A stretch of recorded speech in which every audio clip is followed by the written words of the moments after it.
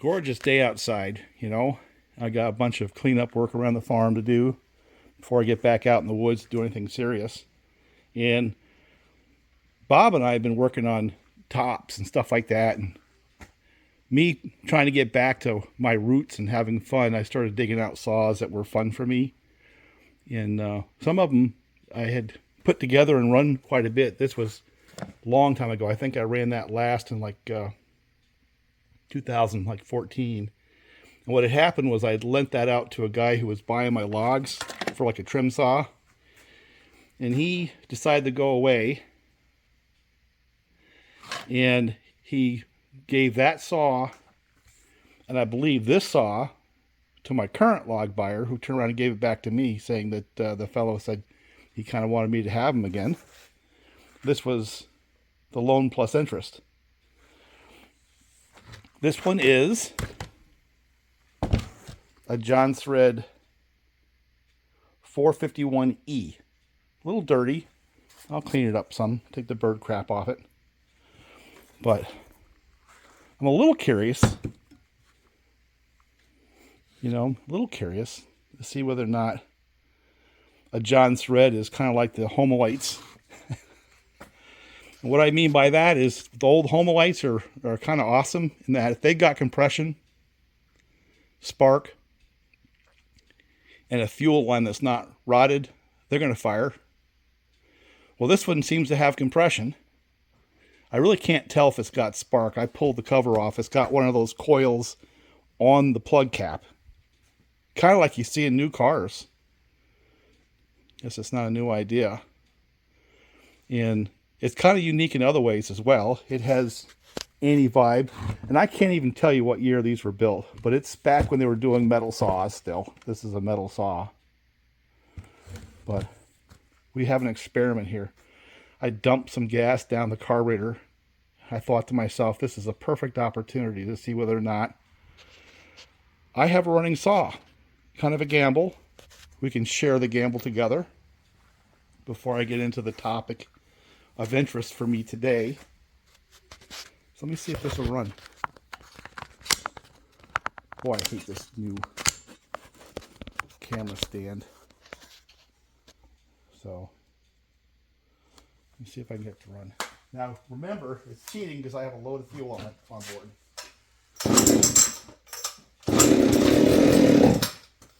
Get a little bit of choke. Give a little bit of throttle.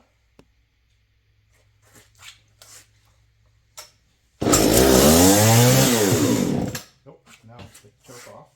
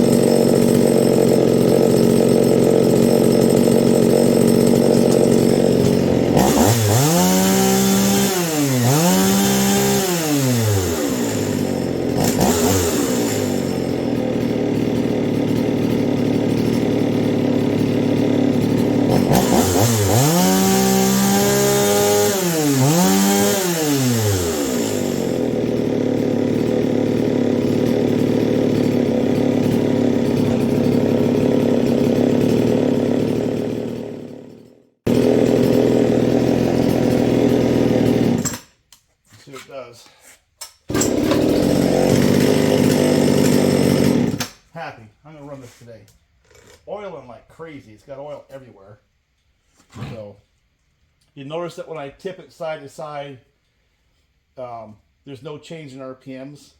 It's not 100% guarantee, but that usually points to the fact that the bottom end is sealing up good. You know, if I roll to one side like this and the other, and all of a sudden you see it pick up and drop RPM, sometimes what that means is there's a leaky seal somewhere.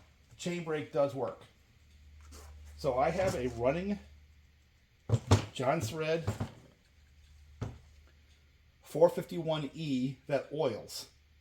It has a semi-chisel chain on a Tilton bar, and that bar seems to be okay.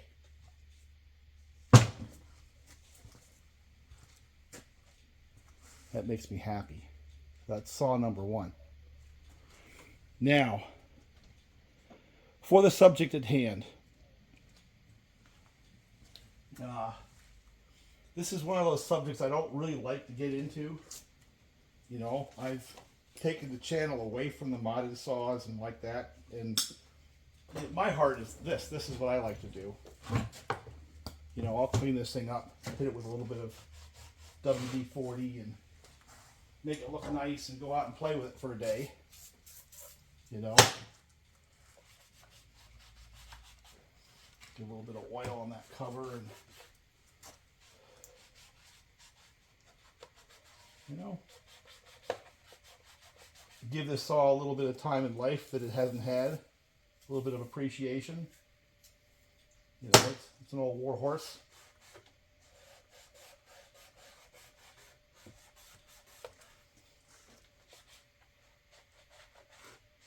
Look at that hot muffler. And I'll enjoy it. And I guess where I'm going with this is everybody has a different definition of win. And that's something that's personal. It's not something that I can tell you what is the good thing to do in the saw hobby, and you can't tell me either. You know what I'm saying? Of course, that also goes to how you do the saw hobby, whether you go racing or get-togethers and show off the latest and greatest saw. And buying a new 572 can be cool, and I think it's something to be celebrated. Guy, you know, puts himself out and gets himself a new pro saw. The mod thing is a little different. This reminds me, and I used to have conversations with Bob about this, where my roots were racing motorcycles. I got a bunch of trophies around somewhere that doesn't matter. And it kind of reminds me what happened in the 70s and 80s, although I'm not seeing the maturity in what's happening in this modded saw market that I saw with the racing motorcycles. Partly because the marketplace really isn't there, and partly the manufacturers of chainsaws, because of liability, aren't doing the same things to people who have hot rod shops that happened in the 1970s and 80s with the motorcycle racing world, where win on Sunday means sell on Monday. And the majority of what people were doing with their dirt bikes and race bikes was racing them. Well, the chainsaws, the primary market is folks who work with them. You know, the hobby community is large, but it's a fraction of what the marketing folks, let's say Husqvarna Steel, have to deal with. And the pro saw market is shrinking because of the increased mechanization of the logging industry, you know, with the big feller bunchers and stuff like that. So it's not as big as it once was. Add to that regulation, and what you end up with is a company that's, they're going to survive, they're going to do what they need to do to sell some saws, but making a fast saw is not as important as making one that's reliable and serves the professional versus the hobby crowd. Now, much to my chagrin, I guess, the Chinese have filled the gap some with their kit saws, because that's really about hobby. So where am I going with this? Well, in the 70s, you had shops like Pro Circuit with Mitch Payton and Fox and D&J and a whole bunch of others who not only would hop up a motorcycle, but they invested in the research and development, and they would test them on the racetrack. And over a period of time, it was effectively like a manufacturing operation where they had research and development, and before they sold one of their hop-up products, it had been tested, it had been engineered, and the person who was a prospective buyer pretty much had something that was a definable, repeatable, engineered, even warranty product. Well, contrast that to the average saw shop, even the best ones that do modifications. Number one, there is no engineering. You got a bunch of backyard guys who do some standard things to two strokes and then try to make like it's special. Two strokes haven't changed in a long time, and the techniques to hop up two strokes have not been altered all that much. You're not going to get this radically new idea because it's physics. And a lot of that physics was done with the racing motorcycles, but also with other types of things. Racing chainsaws. I was given an article by one of the guys who frequents Forestry Forum. He's we call him Willard, but he's been in the racing side of chainsaws for fun for decades. And what struck me about the article was that the hot rod John thread that they were building really follows along the same things we see from the average hop-up shops on so-called work saws today. You know, it's a combination of the combustion chamber shape, squish band, squish, compression, and altering the port timing and the size of the carburetor and the muffler in order to get the power band and flow characteristics where you want. Really hadn't changed. And every couple of years, people get out of it and new people come in, they reinvent the wheel, and they're the new hot thing. And but nowhere in that mix have you seen it emerge or develop into something like Pro Circuit or some of the other hot rod shops for motorcycles where there's an actual engineering organization that does the research and development before the products hit the marketplace. So the community being what it is forgiving, but they're also easy to impress. You know what I'm saying? And I'm not trying to insult anybody, but it's really easy to impress a person in this community if the saw runs fast and cuts cookies fast and all those things that we all know and love about how saws are evaluated online. But none of these guys, none of them have really gone through a research and development process. Some of them have been around long enough where they've kind of done that on the back of their customers. You know, they try things and it works for them, and it goes out. They do a few of them, and after a while, one person might have a problem. They go back and adjust their bill a little bit so it doesn't happen again. There's a couple who've been around long enough that they can actually say that's the case. But the guys coming into the place, reinventing the wheel, I really haven't seen anybody who's done the due diligence. So it's kind of every couple of years, some new guy gets on there. They're the new expert, and they might have a new gimmick. It might be a dynamometer. It might be a different kind of muffler, but it's really the same game over and over again, just different players, same play, different stage a little bit maybe.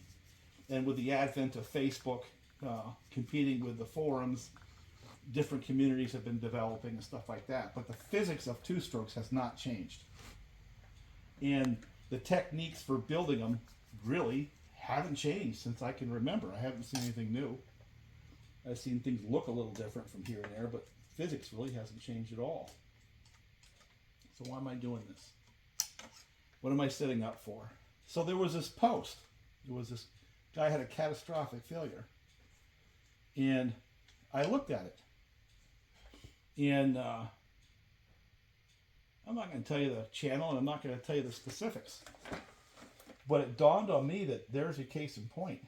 A new guy coming into it, kind of learning as he goes along in front of everybody, God and country and the rest of the world. And in that particular case, the blow up was one where it was rather catastrophic. I'm sure it was rather an event for the person running the saw. But they actually could have been hurt. And bear with me here, because this is part of the reason why I do what I do and why I got away from early on the making of true hot sauce. Because it dawned on me that, I'm a small channel. I'm just a little guy. But there are enough people who'll take what I do and try to replicate it and may not have the same skills, machining or otherwise, and build themselves a hand grenade. And whether it's my fault or not, I'm still going to feel a little guilty about it because I'm the person who led them to that spot. So once I recognized that, this was years ago, all of a sudden the lathe and all that kind of stuff went out of the picture. Boom, gone.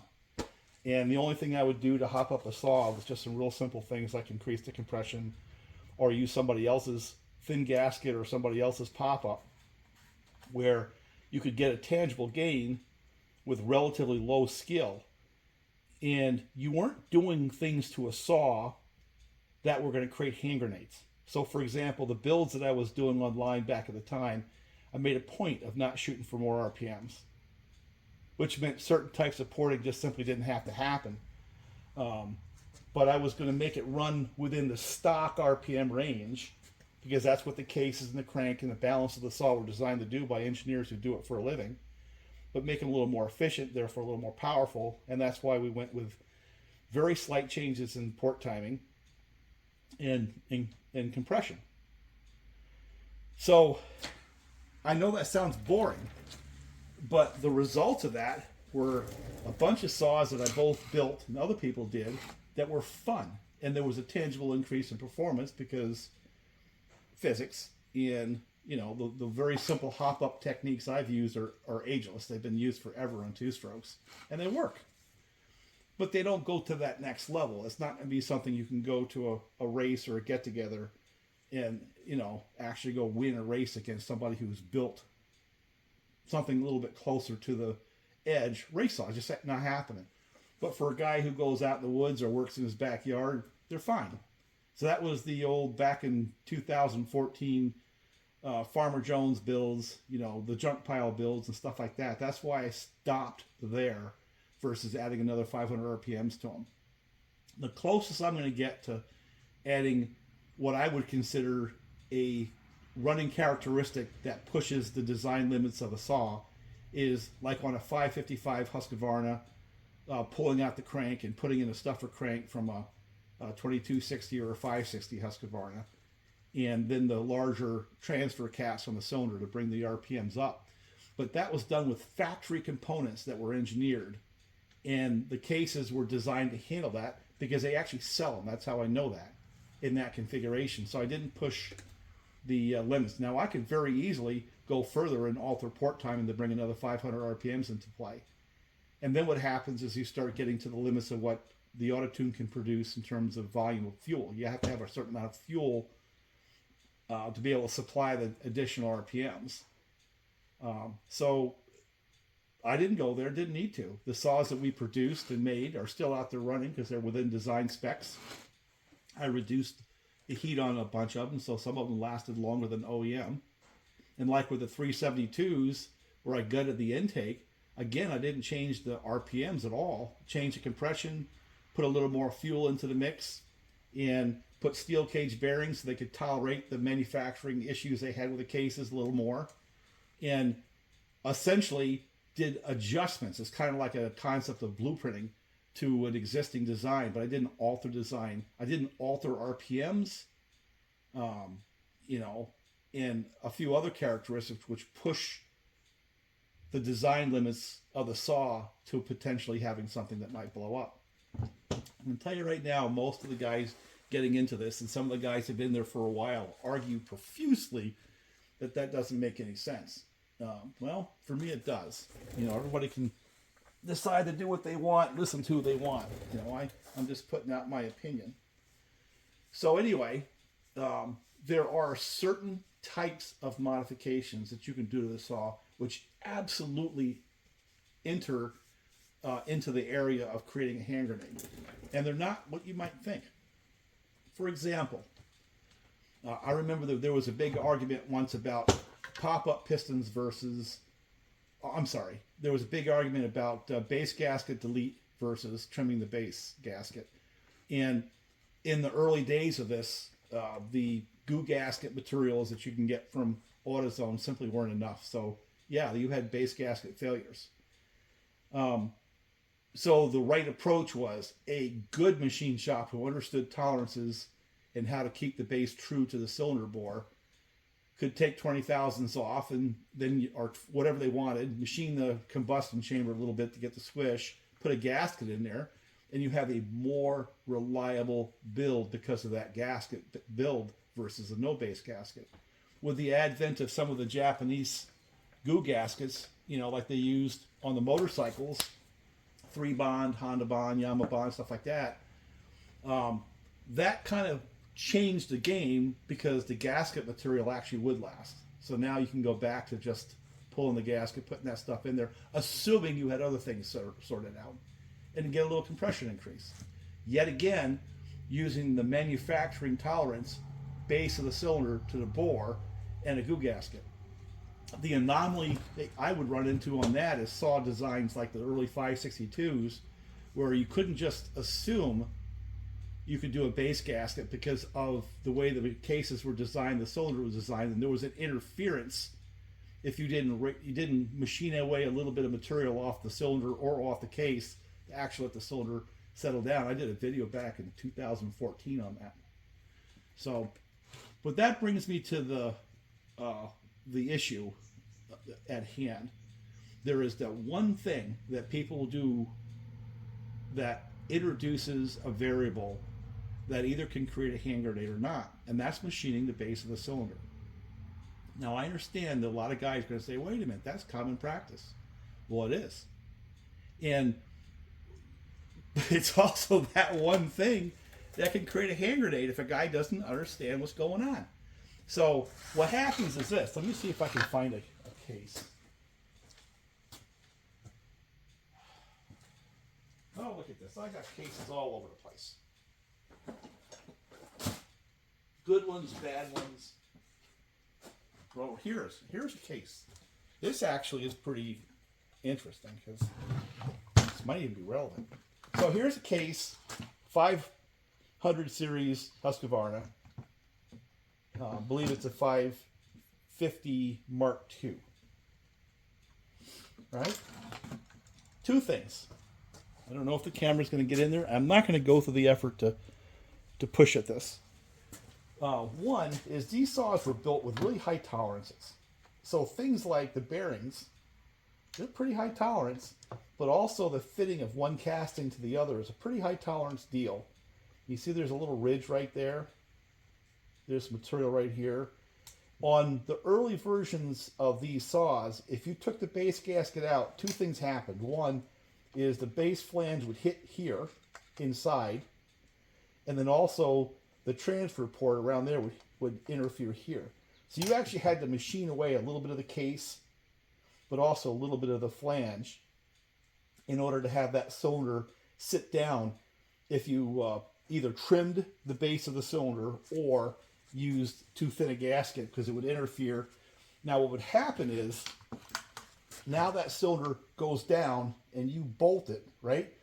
You're going to say, based on typical knowledge, oh, the base gasket's going to blow out. And a lot of them did. It's going to go lean and it's going to blow up. Well, that did happen. You used to see failures of the gasket right around here underneath the exhaust port where the transfers are, where it'd be a direct shot of air.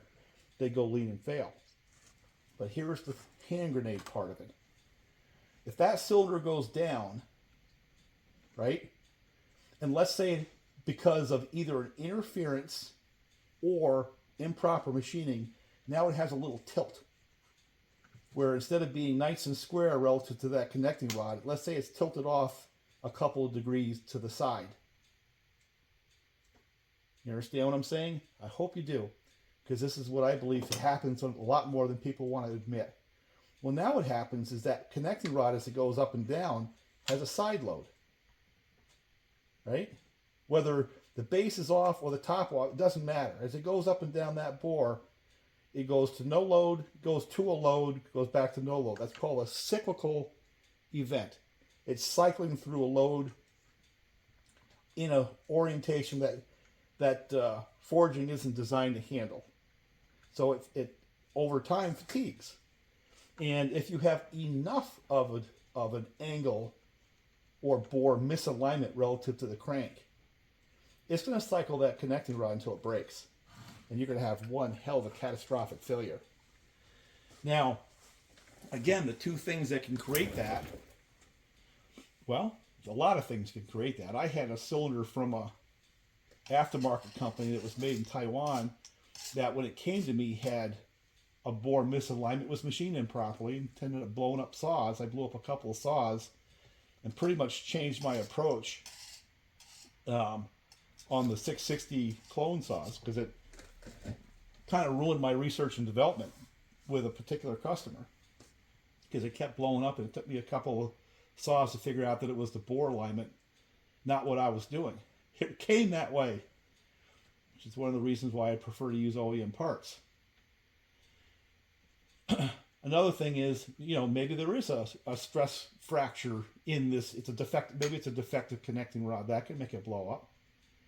Another thing is maybe you have a pecker piston where it's tapping on the combustion chamber, say on one side, because of manufacturing tolerances, and that induces a little bit of a twist an awful lot of times if it's running a lot of RPMs, and that can eventually fatigue the rod and make it break. Or piston usually goes first, usually around the ring lands. So there are manufacturing things from the saw that could have created that.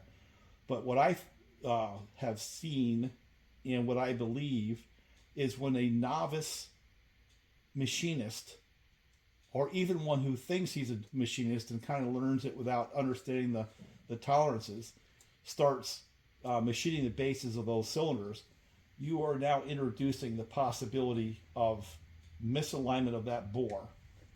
And you connect that to adding RPMs, because it's now a ported saw, because you want RPMs and impress people with how fast you can cut a cookie. You're speeding up that process. And what will happen is, if there's enough of a misalignment, something's going to fail. And it could be the piston, it could be the connecting rod. It could be, what I had happen was the base, the rod bearing down there on the 660s. But I had a couple of guys hand me some built to the hilt by a builder, John Thread, that had machine bases that were kind of roughly machined, and they cracked right up there. And of course, I wasn't going to put that online because I didn't want to malign anybody's reputation. But it dawned on me then, that was back 2014 era. That was when I said, something, enough of that. Not going to do it. I'm going to move away from that. But the bore alignment, based on people who really don't understand the machining, or who think they are and too arrogant to do the research, I think is going to create issues with the guys who build modded saws where they both machine the base, increase the compression, and then through porting try to add RPMs. That to me is a recipe for disaster. Now, obviously, a guy building a ray saw knows what he's doing. Who cares? It's a one-off deal. Where I get concerned is when a guy decides he wants to make a business out of it and uses what I would consider limited skills and research to sell customer saws. Now you have 10, 15, 20 of them out there. Now the statistic games begin to play. I mean, if that orientation is off front to back, who cares? Even if it's like diagonally, it's only when it gets to be a certain point where there's a certain amount of deflection on that rod that situation that I worry about comes into play. And so it's not going to happen on every one of them. You know what I'm saying? Because it's kind of random if a person chucks it up a little bit off, or there's a little bit of slop between the arbor and the cylinder. It'll rock one way or the other. Stuff like that. Or the one that makes me laugh, because I went there. I remember in the early days when I was doing my own saws, I would actually try to chuck the arbor in the, in a 4-jaw or a 3-jaw. I'd mic it all out and stuff like that. And because I knew that's what somebody would do. and then I would machine it. And for the most part, they came out okay. But I was also, after I machined it and after I took the cylinder off, I went and put the dial indicator back on the arbor to see whether or not it had moved from true. And usually what I saw was things were, in the 2 or 3 thousandths range, I could hold it there. And I had it rigid enough and light enough cuts where that's where it stayed. But I did have one that moved. And when I did that, I realized, because I have a machining background, that I can't do hobby stuff on these saws. I really needed to do a little better job. So what I've done, and I'm not going to show it here because it's patentable, but basically what I do is I have my arbors where I drill and I thread the arbor to fit right on the spindle of the lathe. And I think I did a video where I started talking about that. I probably should remove it. But basically that gives you the best run out that you can possibly get from that particular lathe, because now it's based on the bearing. Because I had a slight interference fit on the thread and it would butt up, and then I would machine my diameter, then I'd slide my cylinder on. And of course I did a little bit with a tailstock. But the point being is, on a hobby lathe, even that you're going to have a few thousandths of tolerance, and it's possible that you have a tolerance stack with tight bearings, and even what I do to reintroduce that side load. But you get the guys who just chuck an arbor up and then slide the cylinder on. Man, you just got yourself a recipe for disaster, really. You know, you might get 10 that work, and then you got the one where it's cocked off to the side a little bit, like 5 thousandths, whatever it might be. Boom, it blows up. Now, the reason why I'm making an issue of it is because the same people who are going to go and try to do that modification are also the same people who are going to try to jack the RPMs. You know, a failure like that is, say, 12,000 RPMs, 10,000 RPMs, all right, blows up and makes a lot of noise. And you start getting into the 14 and 15,000 RPM, now the physics are a little different. You're beginning to build what I would consider a hand grenade. And it's possible, not every time, but it's possible for enough damage to happen where it actually hurts the person running the saw. You know, if he's doing a race and he's out in front of him, maybe not, he's got his PPEs on. Let's say he's a guy who's a tree guy. You know, he's up in the bucket. He's got it up by his face, you know, and he's trying to cut from an awkward position. He's got this little hot saw where a guy machined the base of the cylinder. It's got a little angle on it. It's been running great for, you know, a couple of weeks. He's up there and he's trusting it. He's got it all wound up. Bam! It's right by his face. You know, now if it comes apart bad enough, it can hurt him. And maybe he got something goes right into his eye. You know, that's the liability of this thing. So the point is, for me, where I've come to, is I've eliminated that from the channel completely. I just won't do it. But I've also eliminated a lot of the aftermarket cylinders because I don't trust the tolerances. So I always go with OEM, and basically I'm trusting on their engineering and their manufacturing, but also the liability of the OEM parts. And the most I'll do is delete a base gasket at this point, or put a thin gasket in there, because I just don't want to introduce. My saws are different, but if I'm going to do work for somebody, I don't want to introduce those kind of hand grenade capable variables into a saw build that goes out into the field that I no longer have any control of. My saws, I do all kinds of stupid stuff because it doesn't matter. It's me. I take it on. But if I'm selling my services, man, no. I do what I know is a proven, reliable, minimizing the chances of adding, discontinuities in the process that can get somebody hurt. That comes with age. I hope you listen to this. I don't want to be a wet blanket, but my advice to you, if you're out there, is don't get caught up into fads because someone's got a shiny, new object they want to show you. If you want a modded saw, go back and find someone with a track record. Don't let someone do the research and development on you, because you're the person who's going to end up holding the hand grenade. You know what I'm saying? And hope the people that you are supporting with their channels are actually going to have the humility to go back and do some of that research, to start showing either through their experiences situations like this, or get people into the channel who can help guide so they don't create these kind of problems. And again, this was spurred because I saw something and it's something that's been bothering me because I've seen practices now for quite some time. I've taken the approach I don't want to engage in, and this is for my people on my channel. I don't expect people from other channels to either respect or understand what I'm trying to say, but kind of been around, you know. I don't want to see guys who put their faith in the stuff that I brought to the table to get hurt. You know, I want them to have fun.